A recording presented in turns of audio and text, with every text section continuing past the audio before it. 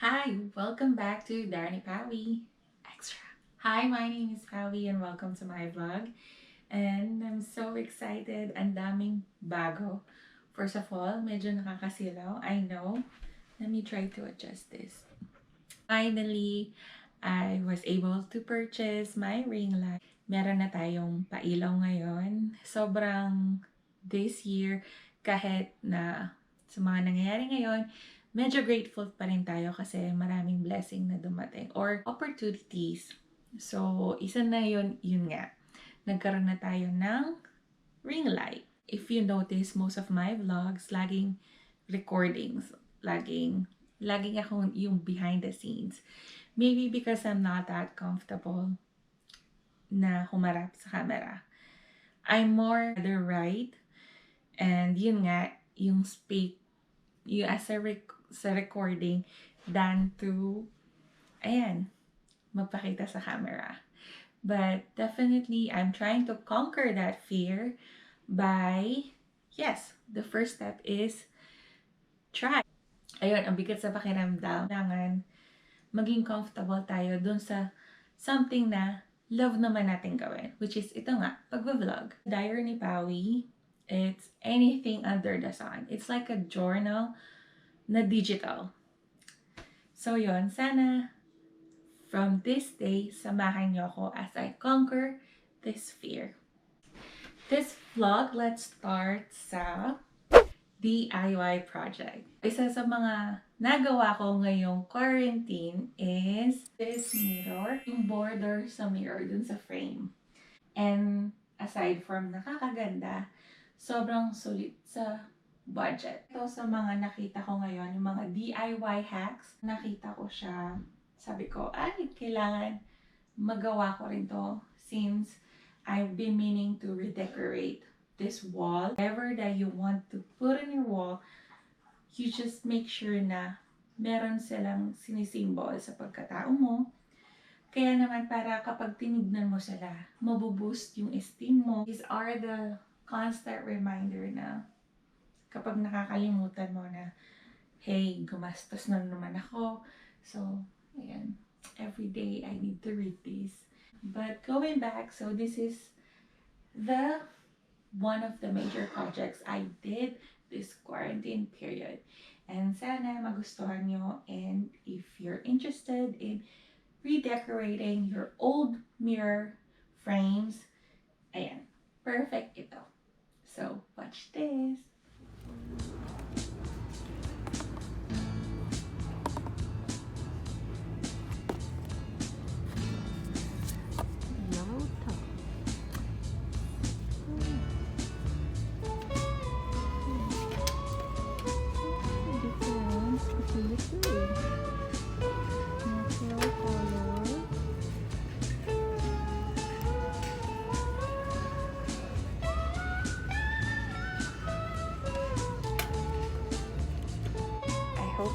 This will work. So this is our DIY project. So we're using Great Stuff, gaps, and cracks.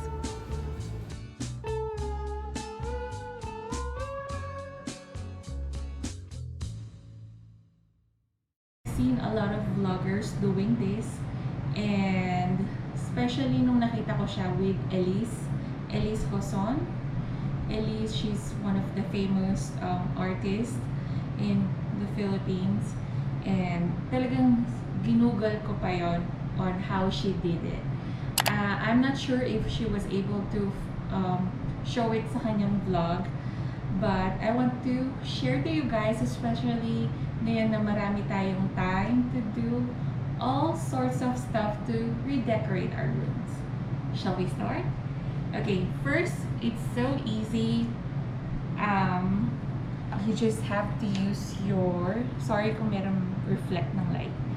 You just have to use an old mirror, and for me, ito. Ayan. It's a small size mirror kasi gusto ko lang siyang itry muna. And then, I got this Great Stuff, but you just have to search or Google says gaps and cracks. Ito yung mga ginagamit kapag may cracks or kapag sa window sill, yun yung linalagay. So ito, if you're from United States, you can purchase this in any hardware like sa Home Depot, sa Lowe's, or sa Ace Hardware. It's from Lowe's. By the way, they have different colors. Well, I have seen gray, yellow, and this one is cream, and there's also white.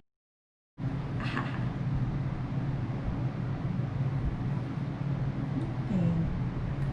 Tada! The foamy tea, and it's the right color.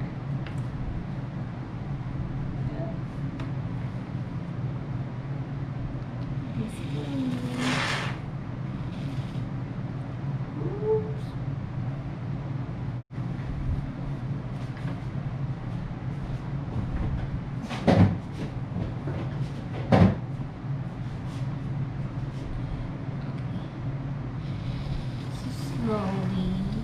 Ayan, ang cute.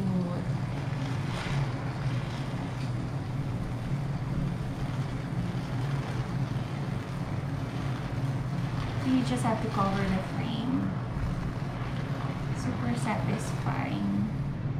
Okay.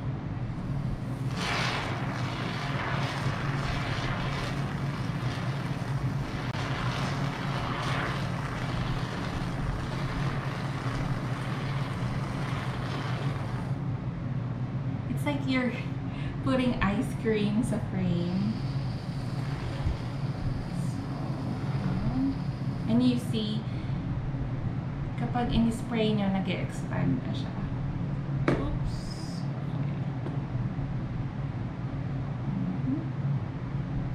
This is so much fun.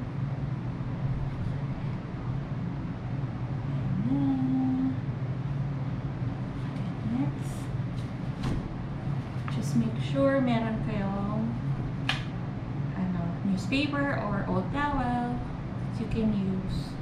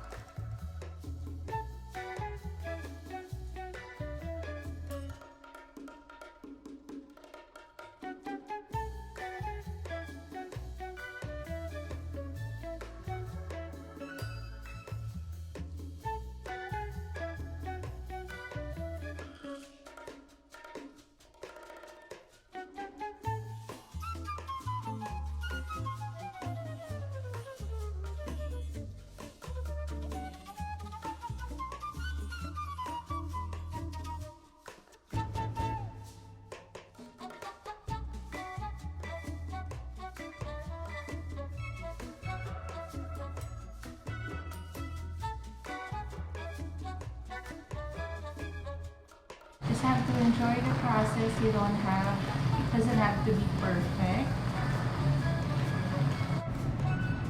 Para talaga siyang frosting or icing.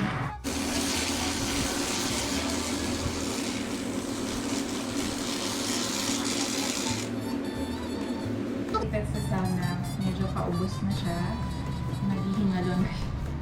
Actually, it feels lighter. The canister feels lighter.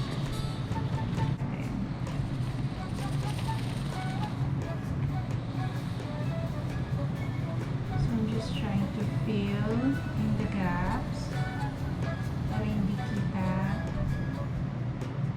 yung frame. It's okay kahit hindi siya perfect.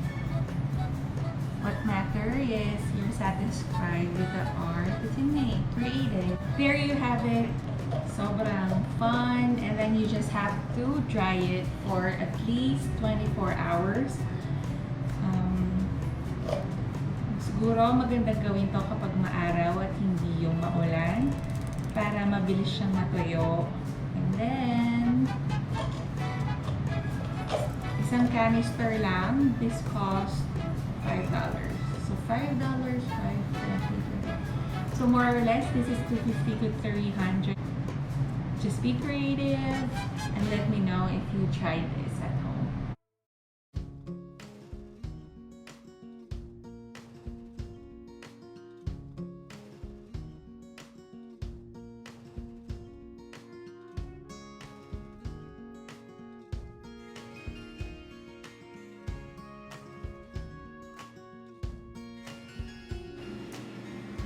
Good morning, good morning. A quick update. So time check is 10:30. I made it yesterday around 4-ish. So 12 hours passed. More than 12 hours. So it's not. Actually, kagabi ko pa yan chine-check. Kasi some of the foam nag-expand hanggang dito. Kaya yan, if you see my stain and been trying to remove the stain, ayaw nang maalis. If you have any suggestion, please comment down below. Pero sana nung natuyo siya, doon ko siya inalis. Kasi samal si ate girlie. But anyway, konting ano lang. We're after dun sa finished product naman. Kasi parang siyang marshmallow. Sarap niyang kainin dun. Pero hindi ito pagkain, guys. So, there you have it. I hope you like my DIY hack for today. And please don't forget to subscribe and like and hit thumbs up. Diary ni Pawi. Oh, don't forget to tag me or also comment down below if you have any suggestion or if nagawa nyo ba to. So I hope you like it. Thank you. Bye. See you next time.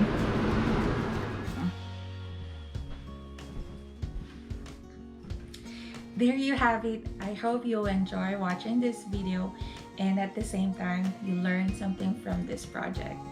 And again, as I conquer this fear while doing this, sana you still continue to watch this vlog. And of course, from time to time, I would still do yung mga recordings. Maybe one day I'll be able to constantly do this sa harap ng camera. And sana supportahan nyo ang aking munting diary vlog. And that's it for today. And thank you for watching. Please don't forget to subscribe. Diary ni Pawi. Bye!